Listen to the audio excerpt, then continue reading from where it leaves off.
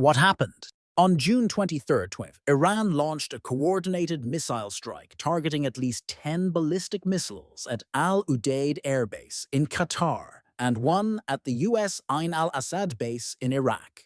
Iran's IRGC dubbed the operation Operation Tidings of Victory, or Annunciation of Victory, claiming the number of missiles matched the bombs dropped in U.S. strikes on Iranian nuclear sites. Targets and an impact. Al Udeid Air Base, Qatar. Qatar closed its airspace and activated its air defenses. All incoming missiles were successfully intercepted.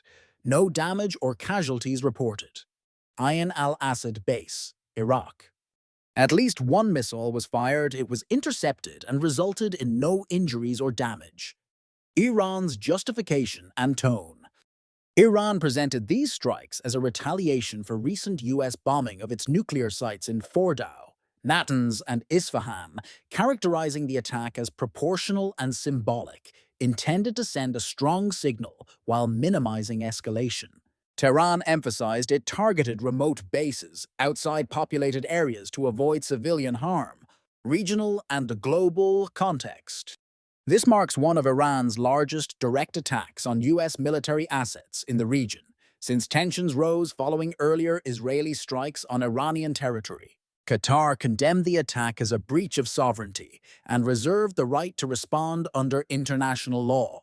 The U.S. has reacted with heightened alert in the region, with President Trump convening a Situation Room meeting and signaling preparedness to escalate if further provoked.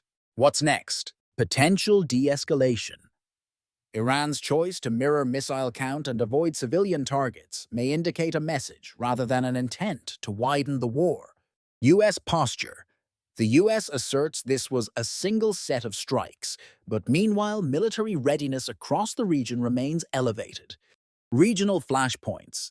Diplomatic efforts, including calls from Europe and Russia to de-escalate, are underway.